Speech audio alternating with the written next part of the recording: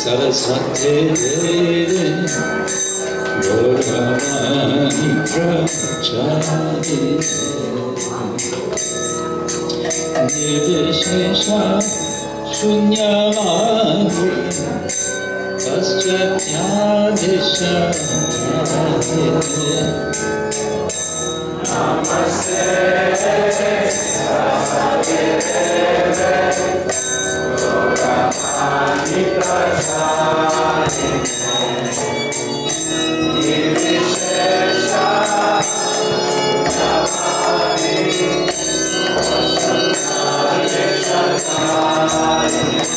Jai Shri Krishna Chaitanya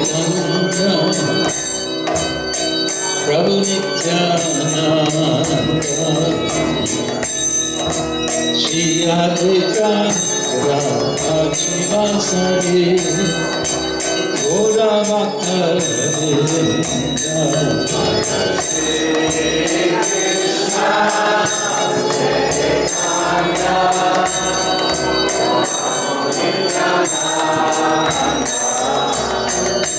Shri Advaita Radha Shivasari Gora Bhakta Vrinda Shri Krishna Chaitanya Prabhu Nityananda Shri Advaita Radha Shivasari Gaur Bhakta Vrinda Shri Krishna Chaitanya Prabhu Nityananda Shri Advaita Radha Shivasari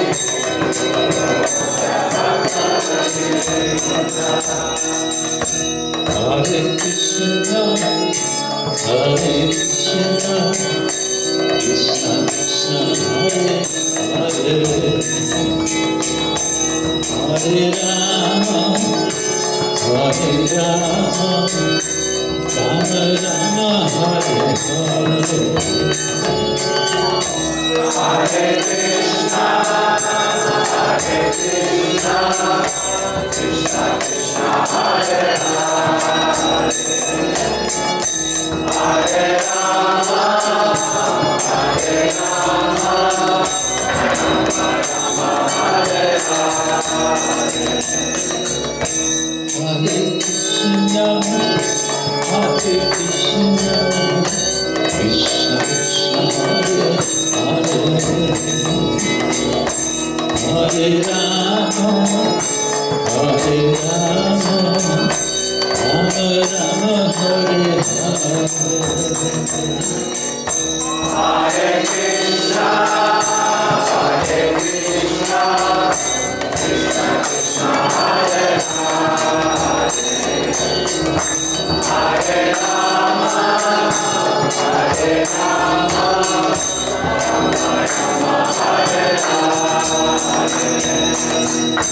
Hare Krishna, Hare Krishna, Krishna Krishna, Hare Hare, Hare Rama, Hare Rama, Rama Rama, Hare Hare. Hare Krishna, Hare Krishna, Krishna Krishna, Hare Hare, Hare Rama, Hare Rama, Rama Rama, Hare Hare. Hare Krishna, Hare Krishna, Krishna Krishna, Hare Hare, Hare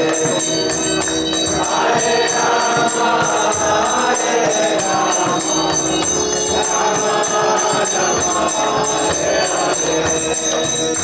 Hare Krishna, Hare Krishna, Krishna Krishna, Hare Hare, Hare Rama, Hare Rama, Rama Rama, Hare Hare. Hare Krishna, Hare Krishna, Krishna Krishna, Hare Hare, Hare Rama,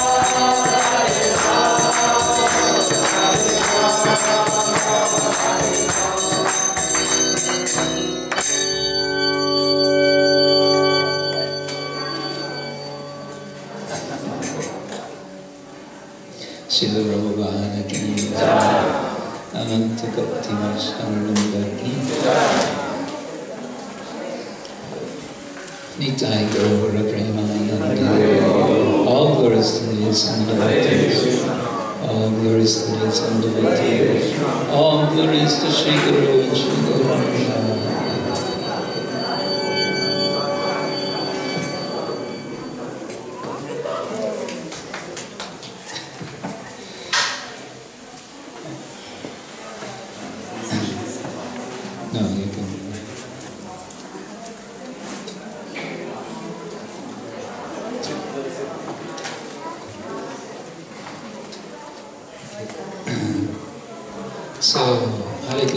Welcome back to the second session of our discussion of Krishna's pastimes outside of Vrindavan. Do we have a translation system set up? I think I'll be okay. Yeah. So, Radha Govinda, you're ready? Great, thank you. Everything working? Earphones, everybody? Yeah.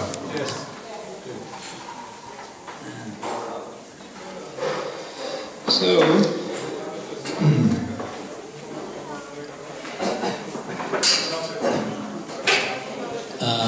those of you who were here yesterday, don't mind, but I'm going to be reminding every day, probably, that one of the reasons for this seminar is to get some results from you in the form of what we're calling creative writing. I'm hoping that, it would be nice if all of you would be inspired to write something for the next edition of our series on Krishna Smarana. And I mentioned yesterday the theme of the coming book issue is Krishna and his opponents. By the word opponent, remember we mean it's an inclusive term. It means those who at least for some time, take on some position in opposition to Krishna. In other words, not necessarily demons with a capital D. It might be devotees who take an opposed position, and indeed we find that that's very much what happens in any case in Krishna's pastimes, that someone is somehow or other put in a position of being Krishna's opponent for the purpose of engaging the Lord in a good fight. Krishna enjoys fighting. Yes. Well, I'm not only going to be talking about Krishna and his opponents, but this will be something to keep in mind as we go along. Yesterday, let me get organized here. But yesterday, toward the end of our discussion, although I want to talk about Krishna's pastimes described in the 10th canto,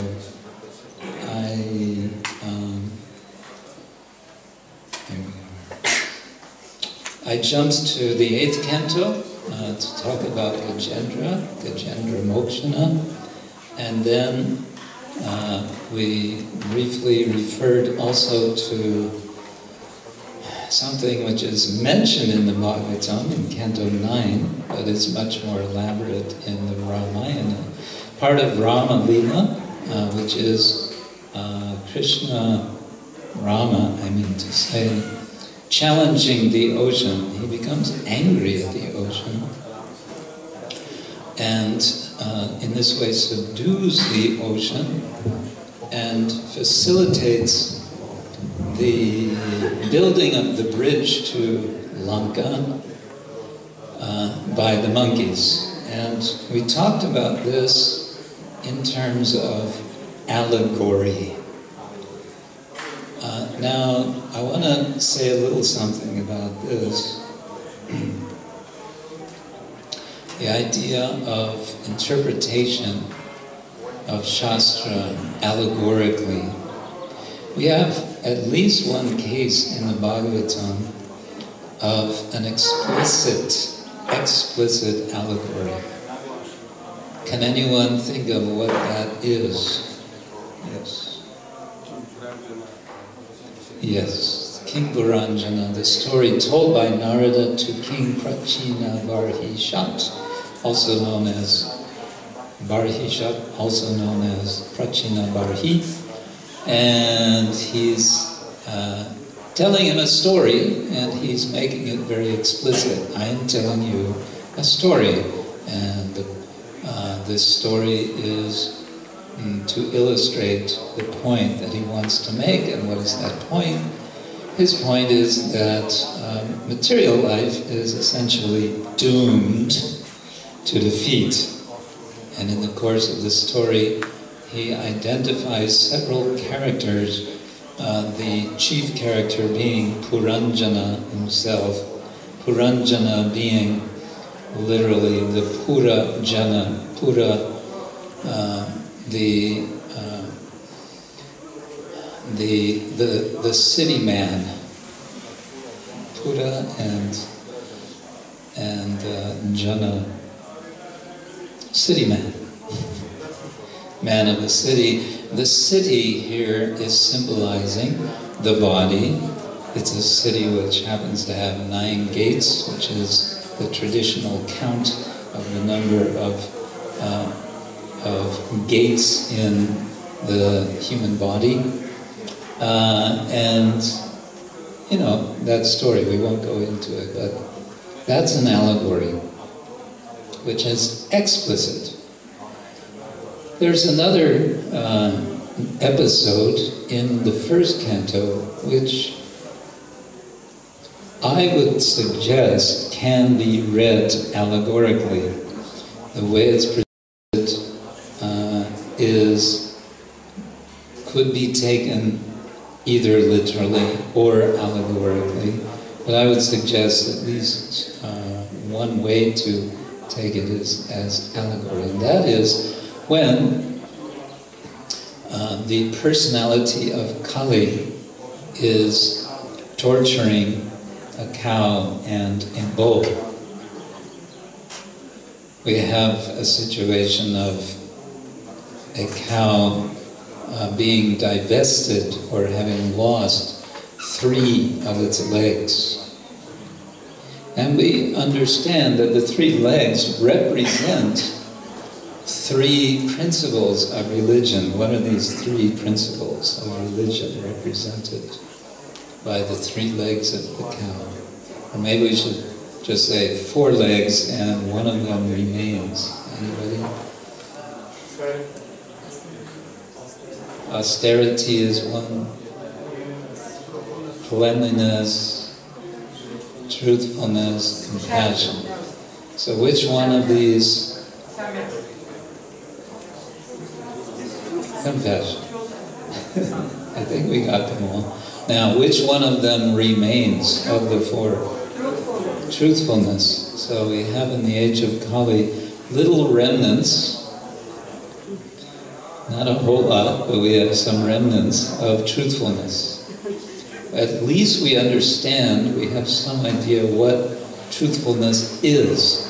When truthfulness goes completely, then, which apparently happens toward the end of the age of Kali, then nobody even knows what the word means. It's that bad. Truthfulness, what's that? But, okay, we have what could be taken in an allegorical sense, this story. Now, most of the Bhagavatam, Srila Prabhupada insists, is history. And he uses the word itihasa, iti-ha-asa, literally. Iti, thus, ha, indeed, asa, happened. Thus, indeed, it happened. That's the Sanskrit word for history, itihasa. But itihasa can also mean example. And indeed, one scholar went through all the cases in the Mahabharata where the word itihasa comes. And he showed that in all cases, they're used as examples to illustrate some point. Well, okay, that's another thing. But what I want to suggest, just, take it or leave it kind of thing, but I find it interesting. In classical, medieval, Western theology, we're talking about Christian theology, and I think we're talking about the High Middle Ages, which means 11th, 12th century, 13th century, usually called High Middle Ages. There was a practice called Lectio Divina. Lectio Divina is Latin, which means divine reading. It was a way of studying scripture which was intended for becoming deeply absorbed in scripture. And the idea was that you read a passage, this reminds you of another passage, which reminds you of yet another passage, which reminds you of another.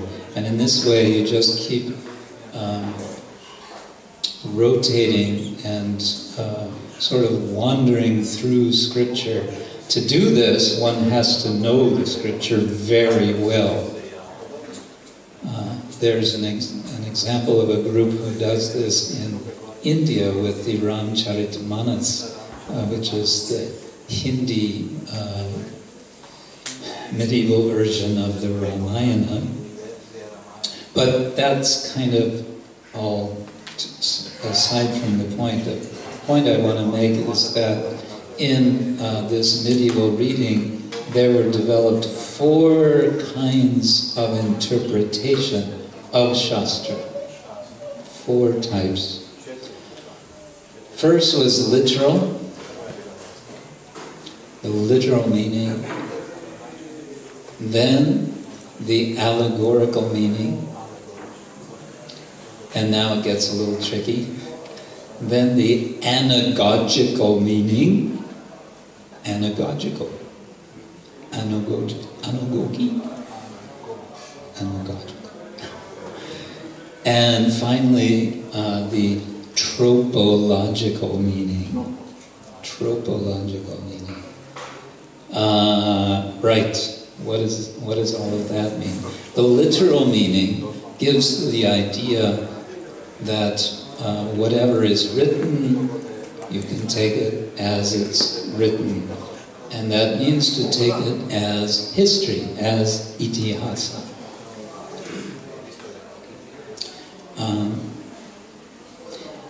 Allegorical meaning, on the other hand, and we've talked a little on examples of that, directs the reflecting not to the past, but rather to the future. I'll just leave that idea, we won't elaborate on it now, but I think it's possibly relevant. The third, well, I want to reverse the order of the last 2 that I told you. The next one, tropological meaning, is a meaning which unpacks a moral sense, a sense of morality, or something about an issue of morality. And the final one, anagogical interpretation, points beyond this world. So tropological means in this world, and anagogical means pointing beyond this world to the next world, however one may conceive that.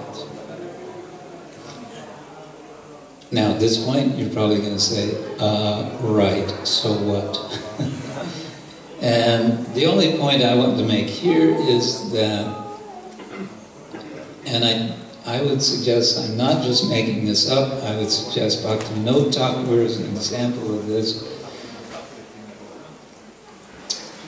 It may be possible to interpret our Shastra, actually Srila Prabhupada also, interpret our Shastra in more than one way. As I said, in general, Srila Prabhupada was emphasizing literal meaning.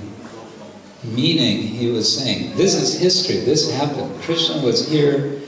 He always said 5,000 years ago. You mention that to scholars, they laugh. 5,000 years ago, nothing was happening 5,000 years ago. People were just learning how to, make flints, as far as they know. Anyway, that's another subject. So I think I want to drink water. There's one place where Srila Prabhupada takes an analogical, these are close, within the Bhagavatam in one purport, and probably in more than one. I think we could find many. But a kind of famous one is in the story of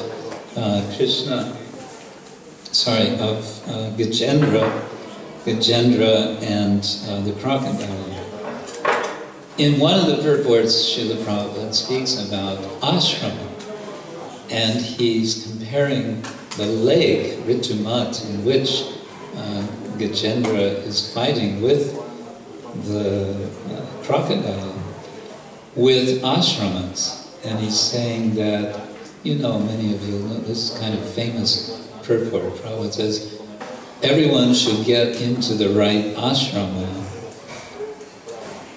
within which you can within which you have the strongest position to fight against or resist Maya.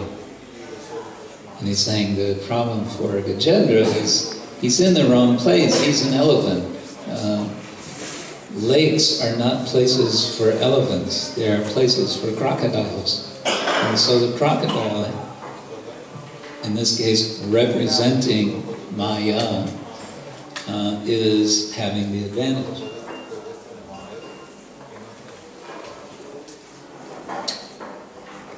Another example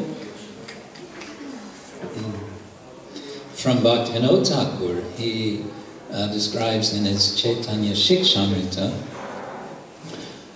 the pastimes of Krishna in Vrindavan, in which he is killing the various demons one after another. And what does he do there?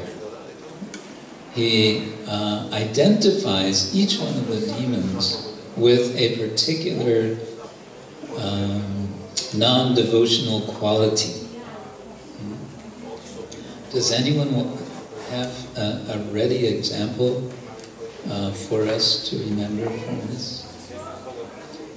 Yes, Rani. Putana is pseudo guru. Putana is the pseudo guru. Okay. Yes. Trinavarta, pride. Trinavarta is pride. Okay. The third one, just for an even 3. Any one more?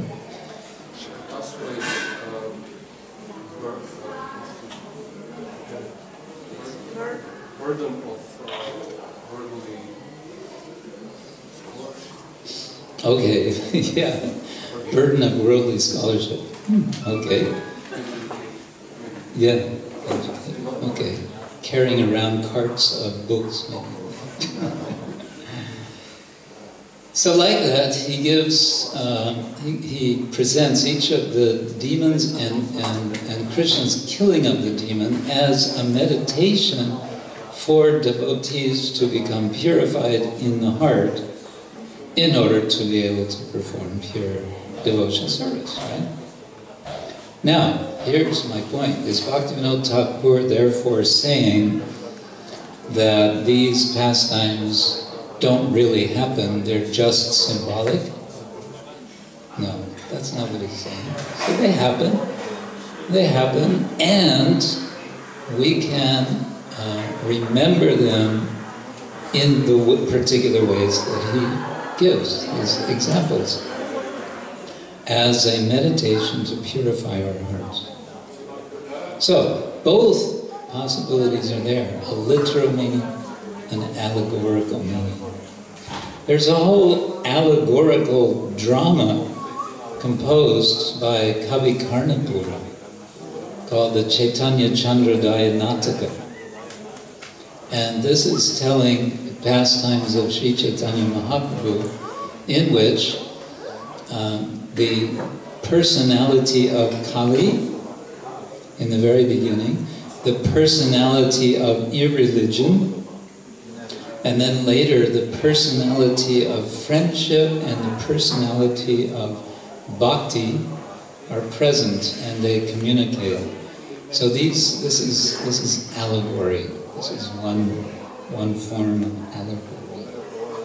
I mention all this because I suggested yesterday that one interesting way to interpret the Gajendra Mochana is in terms of which sheath of consciousness. We talked about briefly 5 sheaths of consciousness, 5 layers of consciousness. Anyone remember? Annamaya. Annamaya is the level of, you can say the grossest bodily consciousness, and the idea of this episode in this particular context of the temple we talked about is this, the coming of Narayan represents the coming of the Guru, of the Acharya, responding to the call of the disciple, get me out of this situation of gross material consciousness. Yeah, so that could be an interesting application of it, one of the pastimes in the Bhagavatam. And then, continuing that, we understood that the taming of the ocean by Lord Rama is equated with the learning to control the mind on the level of pranamaya, or to overcome pranamaya, which is a slightly more refined level of bodily consciousness, we might say, in which the monkey mind is engaged in a positive way, in this case building a bridge to Lanka to kill Ravana. Well, there is a third ocean story, or water story, in the Bhagavatam, which is very important, and that is the churning of the ocean. Sometimes it's said churning of the milk ocean. In any case, it is a churning event. And in this churning event, it is a cosmic event. It's involving the demons, the Daityas, and the Devas, in a rare moment of cooperation. It is a rare moment, and it doesn't last very long. But it is orchestrated by Lord Narayana when the demigods come for help, as they typically do, only when they're in trouble. They suddenly become very devotional. And they become very submissive. And Lord Vishnu, Narayana, informs them that it is not your time now to prevail. It's an interesting representation of time and our relation to time. He's saying, it is not your time now. Don't even, don't try to prevail, because it's not your time. So this is something which astrologers can relate to, right? Astrologers can relate. Yes. Exactly this point. It is not your time. So in this case, Lord Vishnu is acting as an astrologer. He's the original, isn't the Adi astrologer, I guess. And he's saying, it's not your time now. So what shall we do? You should cooperate with the demons. You can do something positive together. You can produce something which both of you will be interested, will desire to have, and that is the nectar of quote-unquote immortality, the Amrita. We all know what happens. There's a very extended description of this program of churning. And we know that in the beginning of the churning process, after they work out the mechanics with the help of Vishnu, with the help of Kurma, they need a lot of help from Lord Vishnu in various forms to get the pivot, churning rod, mountain, what's the name of the mountain? Not Meru. Mandara, yes, Mandara mountain.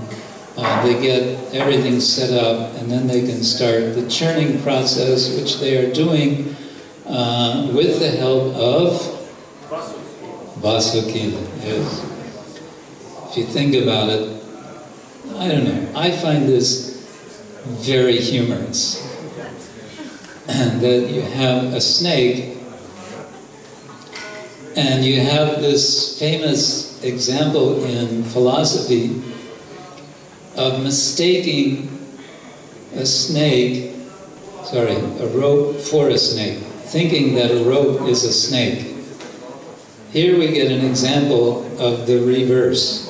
Here's a snake being mistaken for a rope. And not only being mistaken for a rope, but being used as a rope. I don't know if they ever asked Vasuki if he agreed. But he seems to have been very submissive, and he took up his position as a rope.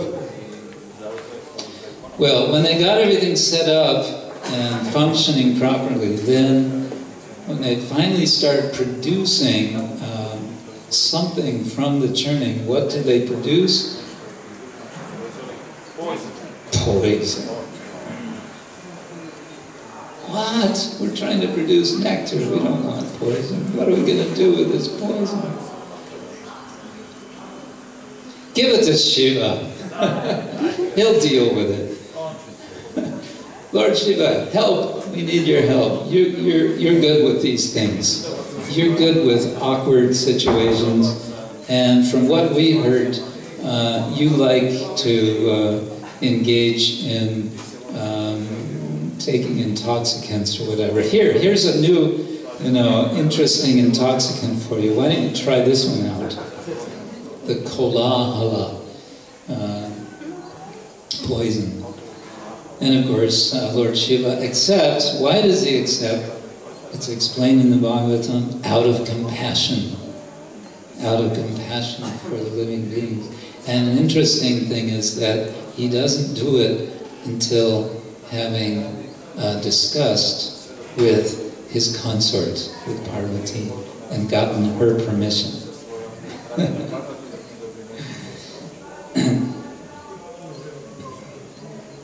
So this is also can be taken in a kind of allegorical sense.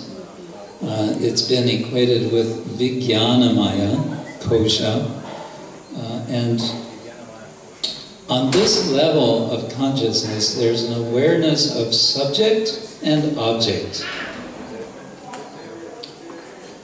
Of course, we take this for granted. That's how life works. There's subject and object. I am the subject, and I perceive, I experience others, other persons, and other things as objects. And this is, we may say, quite as it should be, but one may also see a problem, and that is there is a difference. And that difference is a separation. And that separation puts me, the subject, ultimately in isolation.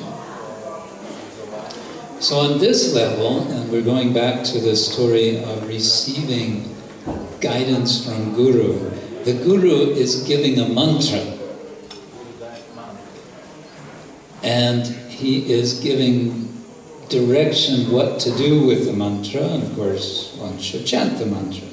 And this chanting of the mantra given by the Guru may be compared to the churning of the ocean of this consciousness of subject and object. Churning, churning, churning. Hare Krishna, Krishna Krishna, Hare Hare, Hare Rama, Rama Rama, Hare Hare, Hare Krishna, Krishna Krishna, Hare Hare, Hare Rama, Rama Rama, Hare Hare. And for some people, the first thing they experience when they chant Hare Krishna is, oh, this is like poison. It is, no, I won't do this chanting Hare Krishna. But we say, just keep chanting. Keep chanting, and eventually that poison will become nectar. And why is it that it becomes nectar? Because in this subject-object consciousness, one begins to understand that I have a relationship to the supreme object. One perceives the Lord as object, but not as object to be controlled, to be manipulated, but rather the other way around, to be controlled by him, and thus actually reversing the position, recognizing Krishna as the supreme subject, and I am his object. Anyway, that's Vijnanamaya consciousness. And keep track of time. Ultimately there is what? There is Anandamaya consciousness.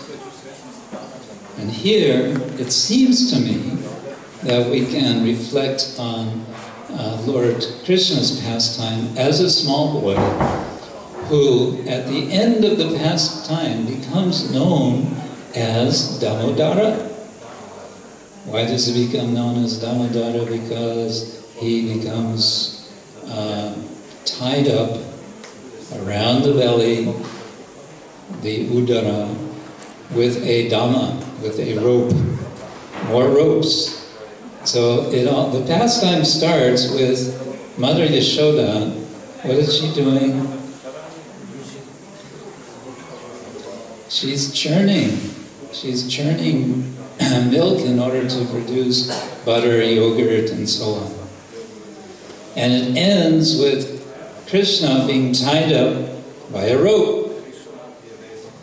And that milk, which Mother Yashoda is churning, that is also liquid. And what is Krishna doing with that liquid, which becomes semi-solid as butter? What does he do with it?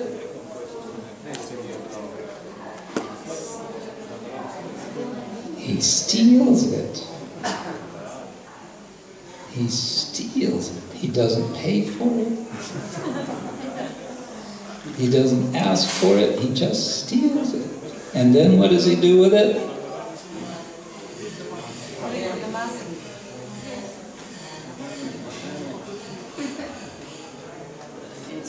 He smears it all over his face. And he eats it, and he distributes it to his friends and to the monkeys, who are also his friends.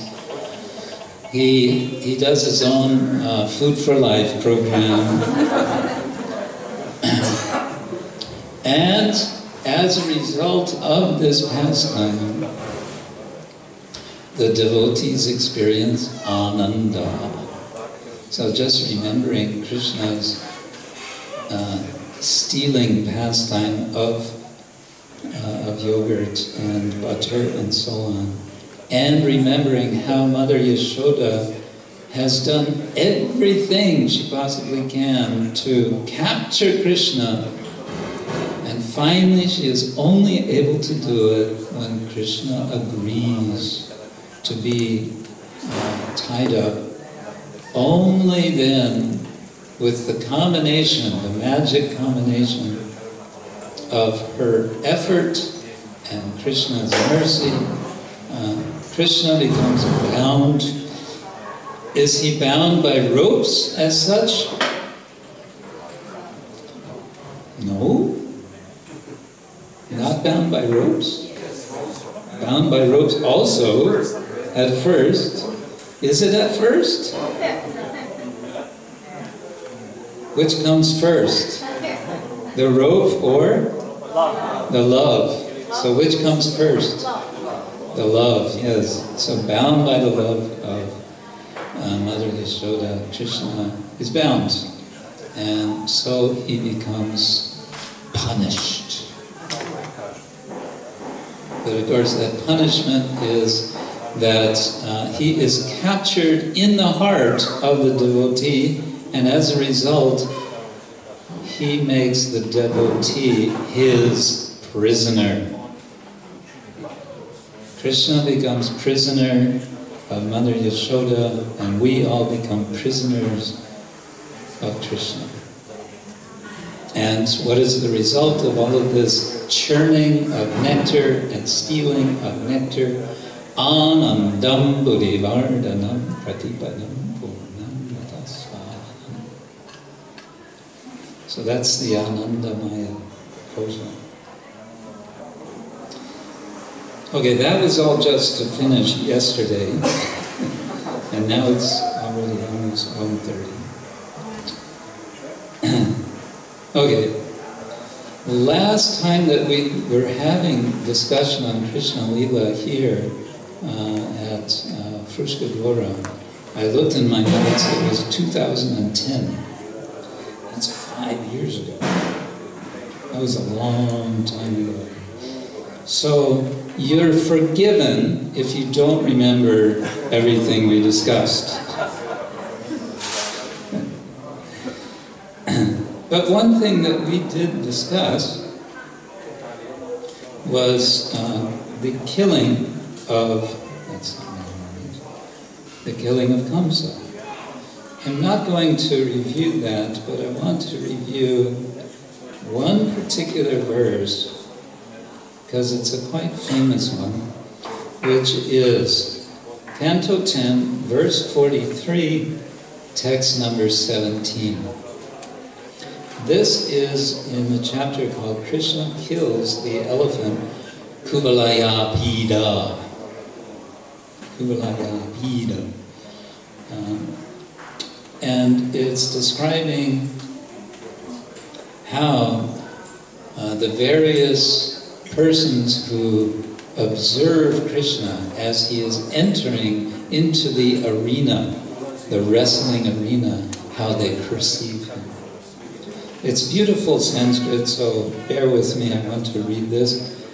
Malanam mashanirninam narabara strinam smaro murtiman gopanam swajano satam Kshitibhujam shasta svapitro shishu Mrityor bhojapate virad avidusham tattvam param yoginam Vrishninam paradevate dividito rangam gata sagraja.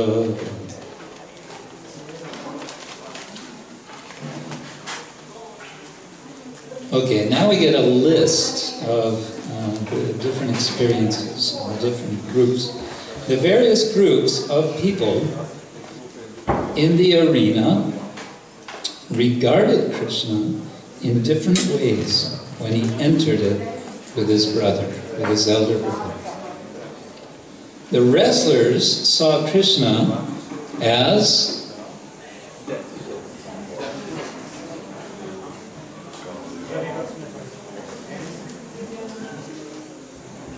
a lightning bolt. The men of Mathura saw him as the best of males, the best of men. Although he's a young boy, he's only, how old is he now? 11.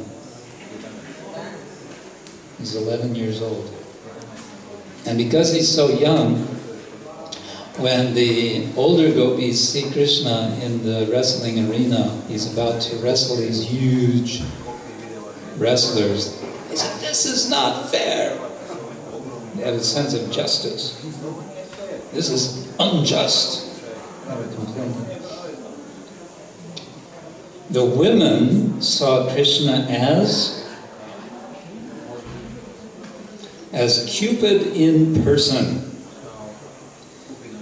The cowherd men saw Krishna as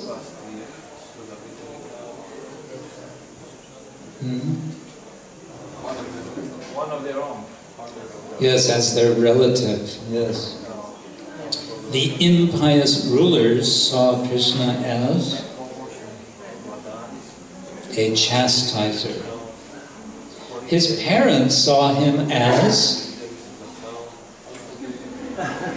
their child. The king of the Bhojas saw him as death. Yes. The unintelligent saw him as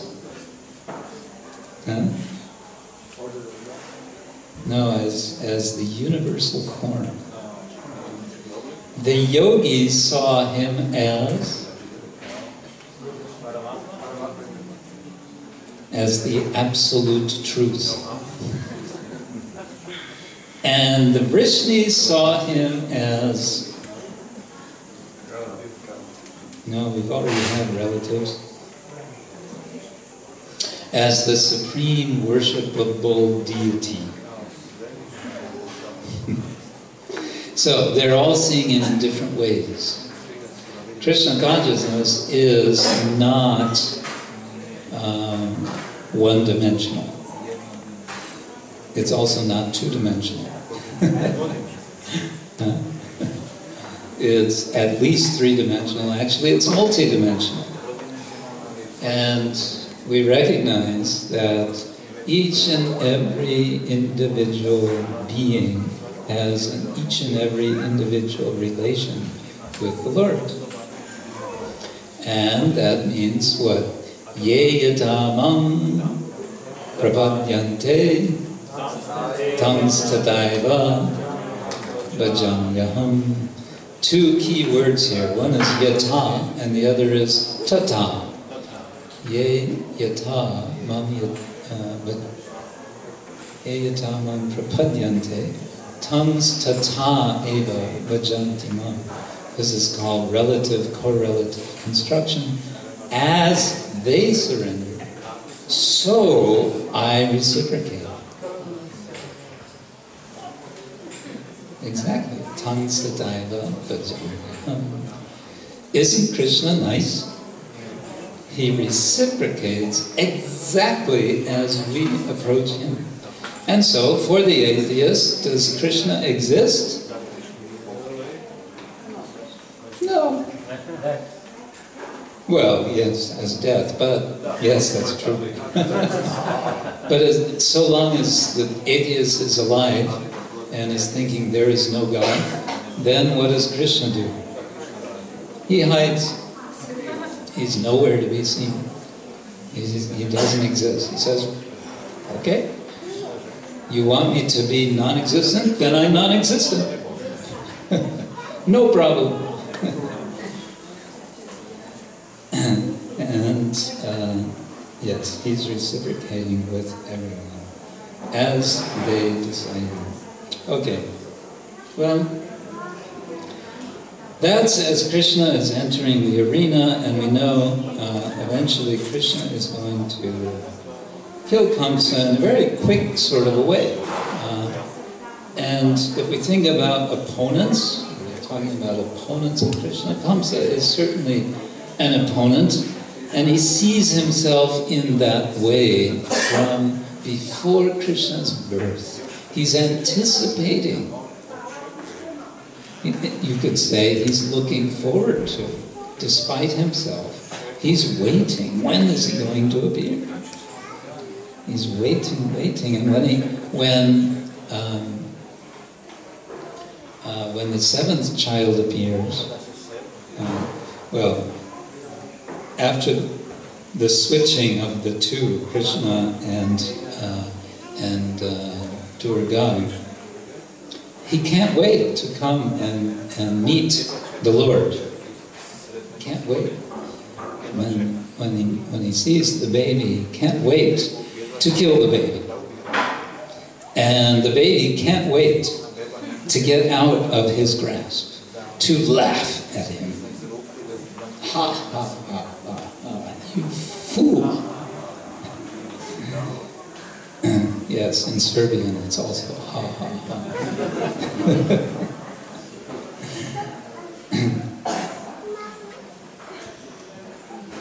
Okay, I want to share with you some interesting parallels before we go into more Krishna's pastimes after Vrindavan, or after killing Kamsa. To give credit where credit is due, this comes from a gentleman named Dev Dutt Patanaik. He's written several books, and sometimes he gets things a little bit muddled regarding the Lord's pastimes, but sometimes I think he has a useful insight.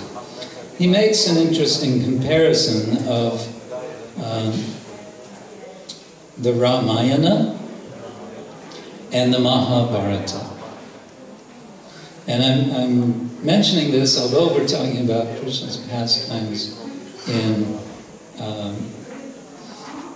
the Bhagavatam. The Bhagavatam is also, of course, in 10th canto, dealing very much with activities in the Mahabharata. There's an overlap, and the way I would put it is that the Bhagavatam is a commentary on the Mahabharata. So we can look at these and we'll see if these may be interesting. One has to do with obedience. Rama is completely obedient to his father, Dasharatha. Much as he does not want to, is forced to order Rama to depart for the forest. And of course Rama's response is, I'm ready, I'm going, I'm out of here. According to the Ramcharitmanas, Rama actually feels relieved. He says, oh, thank God, I don't have to stay in this stuffy palace. I want to go out in the forest where it's, fresh air and where it's some excitement. It's so boring here in the palace. So he can't wait to go. But anyway, Rama is obedient. That's, this sort of idea of Dharma begins with obedience to the superior. On the other side, we have in the Mahabharata, we have Yadu. Yadu is one of the ancestors of Krishna. And Yadu was one of the sons of Yayati. And Yayati had a wife named Devayani. And Devayani had a servant, a girl servant named Sarmishta. This is described also in the 9th canto of Bhagavatam. Yayati, being a lusty sort of fellow, cannot be satisfied just to be married to Devayani. Devayani finds out that he's having an affair with her assistant, her servant. She becomes naturally upset, and she goes to her father, Shukracharya, to complain. Shukracharya responds by cursing Yayati to become old, decrepit means old and shriveled up, and more or less useless as a husband. But after he makes this curse, he realizes this is not going to be completely practical, because it's not going to help my daughter.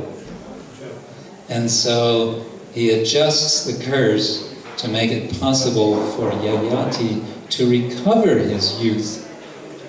But to recover his youth, he has to exchange his old age for the youth of one of his sons. And he has 3, maybe it's 4 sons, I don't remember. But his eldest son, is Yadu. And when he asks Yadu for him to take his old age and give him his youth, Yadu says, no. No way, Jose. No thanks, Dad. I want to enjoy life. Now it's my turn. You're old now? Too bad. Now it's my turn.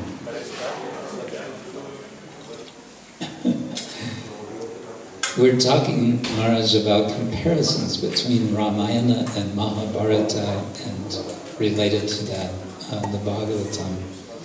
So Lord Rama is obedient to his father, but Yadu was not obedient to his father. And as a result, Yadu becomes cursed, so that none of his descendants will be able to take the position of a king.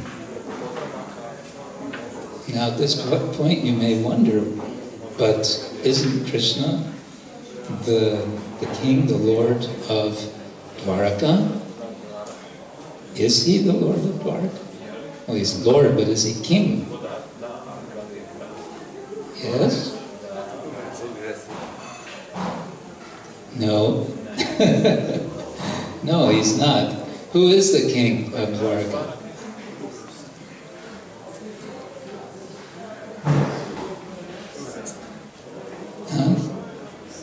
Ugrasena, yes. First Mathura, but then when the going gets tough in Mathura, they decide to exit. Krishna decides to create an island city, and they all take shelter there because there's too much trouble going on around Mathura.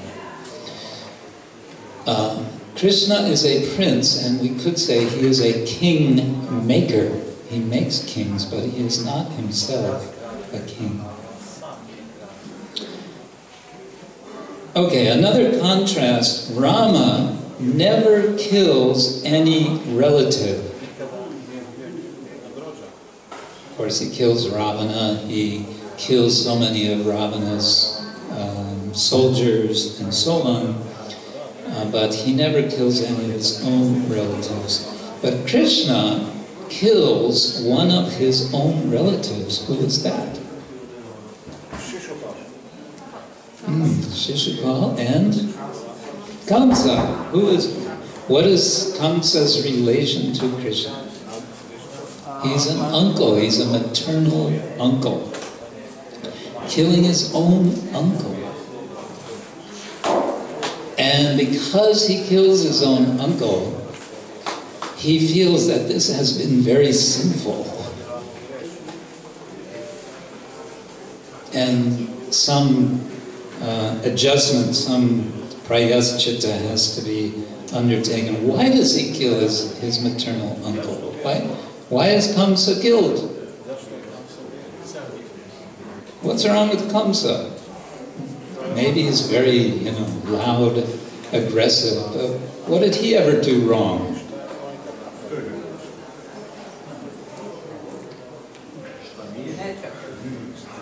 Huh? Killed 6 kids. He killed 6 of his brothers. That's right. So, that's a pretty good reason to kill your maternal uncle, isn't it? Anyway, that's what he does. There's a lot of violence in the latter part of the Srimad Bhagavatam, of the 10th canto. In fact, there's a lot in the first part of the 10th canto. In fact, there's a lot of violence throughout the 10th canto. Because Krishna is coming to, he says in the Gita, Kalosmi lokakshaya krit pravitha. He's coming to, as time, lokam samahartum iha pravitha. He's coming to consume in order to destroy. That is his purpose.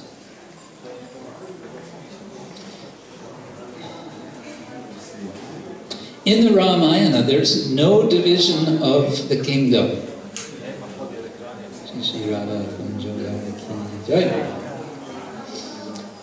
In the Mahabharata, there is a division of the kingdom. For some time, the Kauravas and the Pandavas have different areas. The Pandavas are the lords of Indraprastha, and the Kauravas are masters of Hastinapura. In Rama's father, Dasharatha, has 3 wives. And this is because for some time he has no children. But it's also mentioned that he has 300 concubines, and he still has no children. That's in the Valmiki Ramayana. Rama has one wife, and he keeps to his vow of having only one wife. And so at the end, when, due to circumstances, he sends his one wife away to the forest, and there's lots of controversy about that. It's debated to the present day whether this was proper, why it would be proper or improper. But in any case, Rama does not take another wife. What does he do? He performs sacrifice, and he has a golden murti of Sita made to be present in the sacrifice, because the wife must be present for the sacrifice to be complete. How many wives does Krishna have? 16,108. A lot of wives. When I was teaching a course in the university, I was teaching a course on biography, Indian culture through biography. And each week I would take one figure of Indian tradition and describe the life of that person. So one week I took Krishna and told the story of Krishna's life. And I told the students that Krishna had 16,000 wives. At that point, all my students woke up.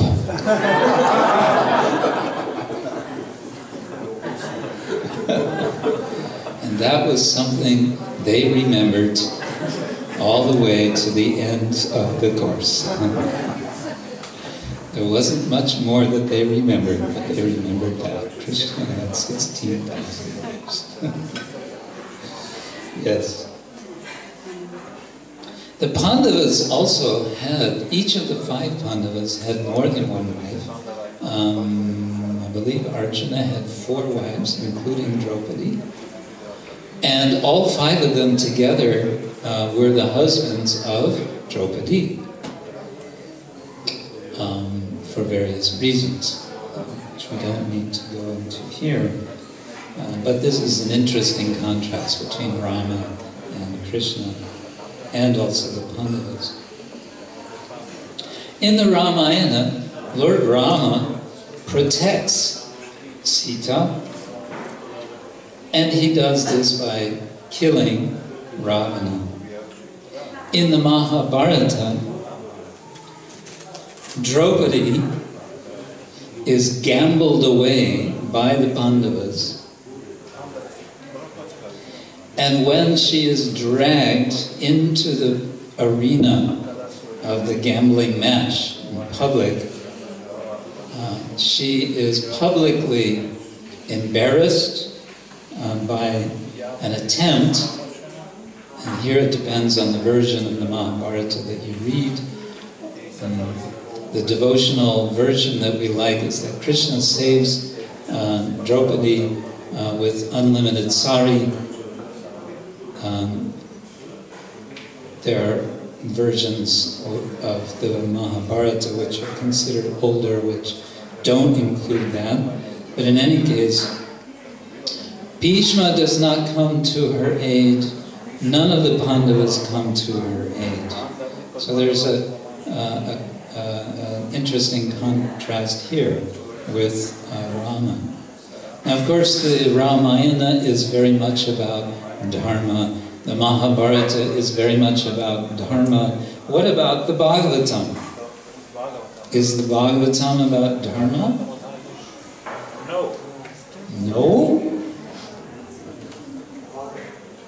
Huh? Bhagavat Dharma? Okay. What is, Dharma or no Dharma? You're saying Bhagavat Dharma. Dharma. Savai pungsam paro dharma yato bhaktir atokshate. Ahaituki apratiyata yayatma suprasidate. Parama Dharma. It's about Parama Dharma, the supreme Dharma. And this supreme dharma is being demonstrated by Krishna together with Bhishma, with his devotees, with the Bhagavatas. The whole Bhagavatam is the exchange of Krishna, the Supreme Bhagavan, with the Bhagavatas, with the associates of the Lord. And that becomes perfect dharma. Finally, Rama never breaks the rules of combat while he's fighting with Ravana. What happens in the Mahabharata? Krishna breaks all the rules. Or he tells someone else to break all the rules. But why does he do this? To protect his devotees. Yes.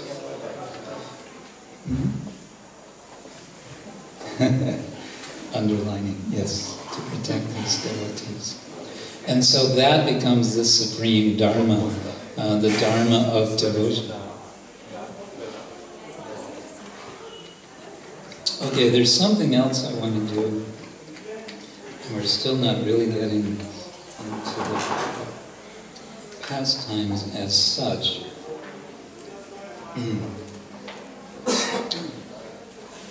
There was a gentleman back in the 1950s, I think, named Joseph Campbell. Some of you will recognize the name.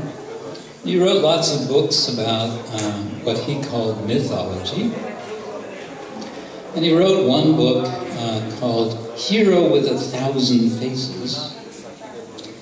And he had the idea that if you study the world's mythology, a pattern emerges about the activities of heroes. So I thought it's interesting for us, again, just to look at, we may or may not find this useful. He does a short summary of a sort of aggregate picture of the hero, this composite hero. Composite? Composed together. And the reason I'm doing this is because one way to consider Krishna's pastimes is that he is a hero. What do we mean by hero? There's different understandings. There's Greek tragic heroes. Krishna is not a tragic hero, like in the classical Greek sense. There's Shakespearean heroes. They're also tragic. Different sorts of heroes. But here we're going to get a composite, and let's see where it takes us. The hero sets forth, he goes out from his ordinary home, or possibly from his castle. He might be drawn away from his home or from his castle, or possibly carried away, or he might voluntarily go where? To the threshold of adventure. He's going to some sort of entryway to something which is not ordinary. So he's going from his ordinary life to some extraordinary situation, some extraordinary place of adventure. And there he encounters a shadow presence that guards a passage. Okay. The hero might defeat this shadowy presence, or pacify this power and proceed alive into some sort of kingdom of the dark. And there he may engage in some battle. It might be to battle a dragon. And it may be for the purpose of gaining a charm or some special object. You might notice at this point that a lot of popular movies kind of take these ideas. All the movie makers were reading Joseph Campbell, and that's why they come up with these things. Okay, so there's a battle possibly to get some object, or the hero might be killed by the opponent and then descend to death, and this may be in the form of dismemberment, cutting off limbs, or crucifixion. And then beyond this threshold of adventure, the hero may journey through a world of unfamiliar yet strangely intimate forces, some of which severely threaten him. So this is about tests. The hero typically has to go through many sorts of tests. Shri Shri Jagannath Subhadra Ki Jai, Shri Shri Radha Kunja Vihari Ki Jai, Shri Shri Jai Ki Jai. When he arrives at the low point, the nadir of this adventure, this hero undergoes a supreme ordeal, some super test, and then he gains his reward.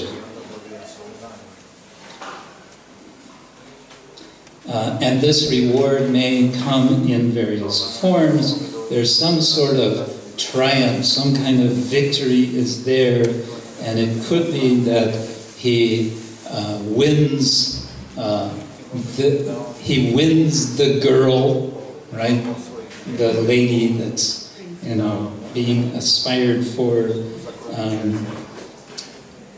There may be a sacred marriage, and there may be a recognition by the Father Creator having to do with atonement. So you get the Christian idea. He wants to include everything in this composite.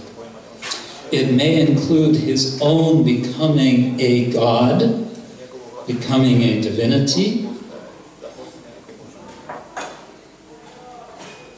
or it may involve his stealing of the benediction which he has come to get. Krishna steals the parijata flower from or tree from heaven. It might involve stealing a bride, Rukmini. It might involve stealing fire. Who was in Greek mythology? Who steals fire? Prometheus. Prometheus, yes.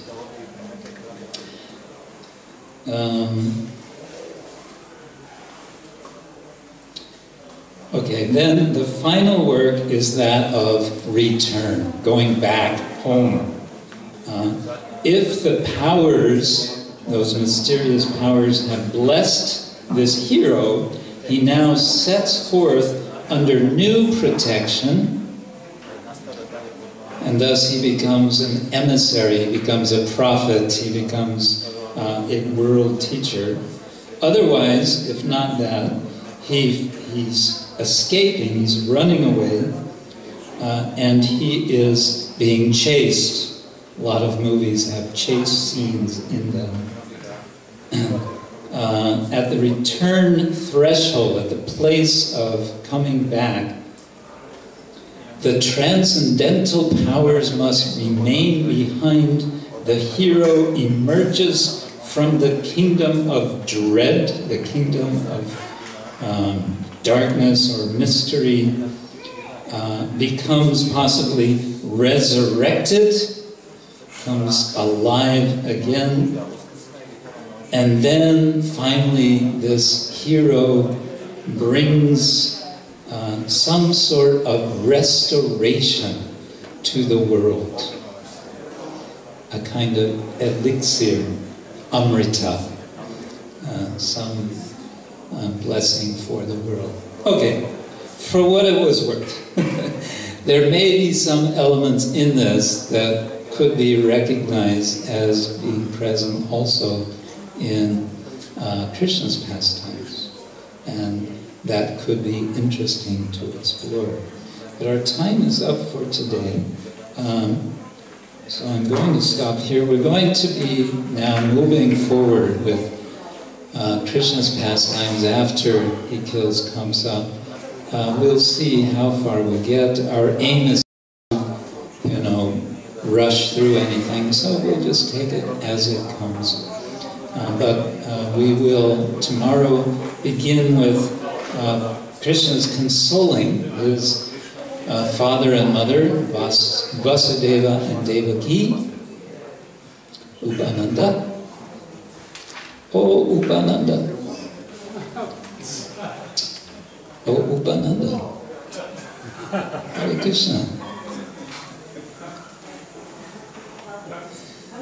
So, if anyone has a comment or a question on anything that we discussed, please feel free to express.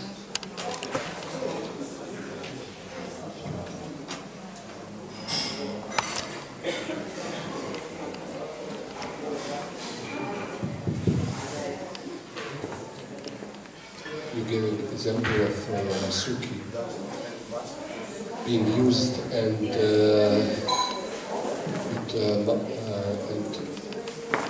mantras. We have Srila Prabhupada gave us Hare Krishna Mahamanta. Little louder for everyone. And Srila Prabhupada gave us Hare Krishna Mahamanta, and we can churn and get some nectar from there. So my question is regarding mantras. Prabhupada gave us Singa mantras, certain mantras, and also few other mantras like Jai Shri Krishna, Untitled Mahamantra, and Hare Krishna Mahamantra. So how are we allowed, and how we can use some other bona fide Gaudiya Vaishnava mantras? Are we automatically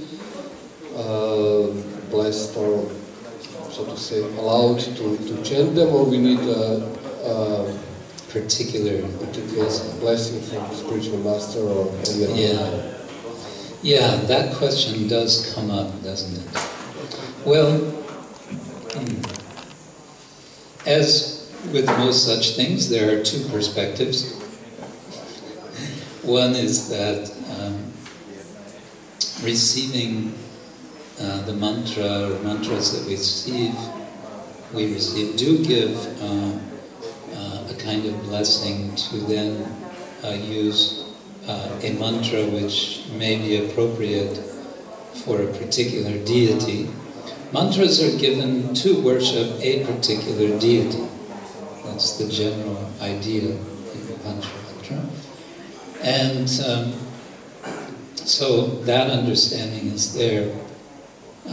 But the other is that we are given the mantras that we are given, and within those mantras, in particular, the second to the last mantra, sometimes called the Gopal Mantra, among the 7 mantras given to second initiates, is a kind of all-inclusive mantra. No need for any others because it's all there in that one mantra. So, from what I have understood, some senior Vaishnavas from disciples of Srila Prabhupada have made this point when the question came up in discussion of Pancharatra mantras. Because the question came up, well, we have a mantra for worshipping Lord Chaitanya, what about worship of Lord Nityananda? And there is a Nityananda Gayatri.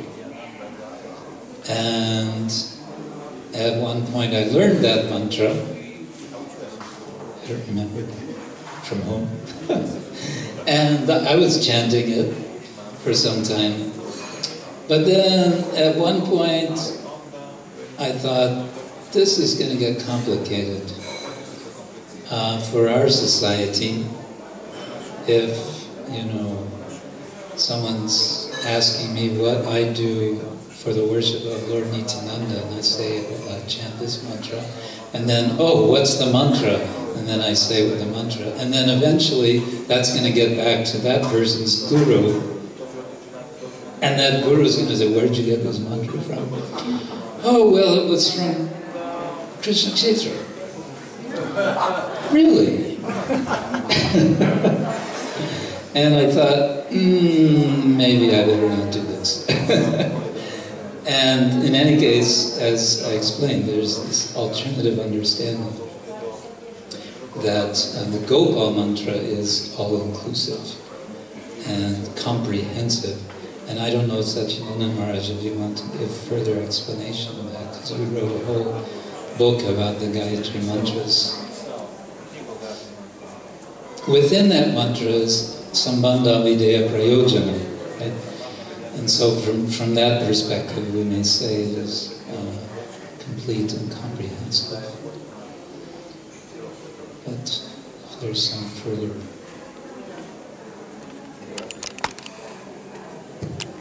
Hare Krishna. My take on this is, I like to go. I also have this practical take on, as you. Where does it end? I always think the safest way for me spiritually, for my own spiritual life, and also for instructing others, is to just go back to the root, what Prabhupada gave, and he really gave a packet in a way which I feel is comprehensive. Now, if there is a devotee who becomes a specialist in something, I think that whatever he does should be referred back to the soul, to Srila Prabhupada. Is it possible in Prabhupada's worldview what he does? And then it is an individual matter, but I know once you get out into the sociology of religion, means the whole social field, and you stand publicly behind a specialist version, then the ways humans work, or human society work, there will be someone who just can't see this, how this relates, and then it's all of a sudden a problem, and that is not necessary. But I think there are a few of our devotees who, for instance, go very deep in Shalagam Shila Puja and chant mantras, and I think it's not a problem if they do that, as long as they can refer what they do back to the worldview which Prabhupada gave them. Not that all of a sudden Lord Shiva becomes this. Lord Shiva is a very difficult type, but that some new perspective all of a sudden arises. And I think there's no problem with this specialist. I know that during Prabhupada's time there were specialists and so on, but I would encourage the specialists not to make it public, and I would say if they have a question at all to me, which is rare, but if they would come, I would say, look, okay, what are you doing? Let us see if that fits into the founder Acharya's model. Okay, thank you very much. One more point to that, sort of a footnote. There is a tradition, it may be that Bhakti Swami could verify this, but I don't know, let's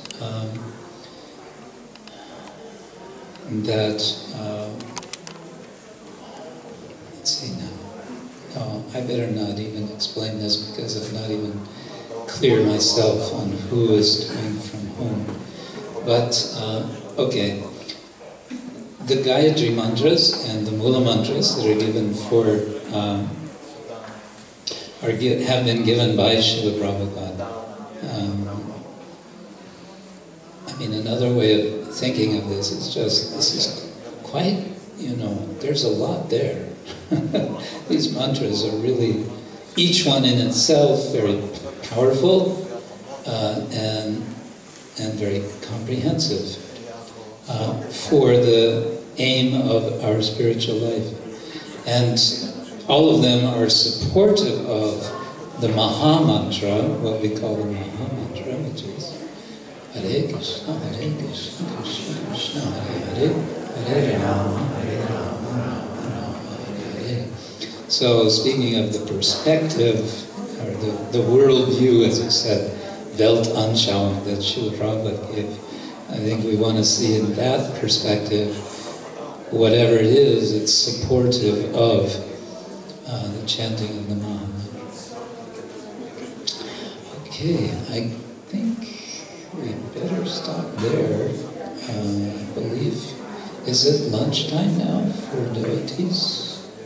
Good, we don't want to keep you from that. So thank you all very much, and please do come back tomorrow if you are able. And Shri Radha Kunja Vihari ki, Srila Prabhupada ki, Grantaraj Srimad Bhagavatam ki, Ananta Koti Vaishnavrinda ki, Gaur Prema.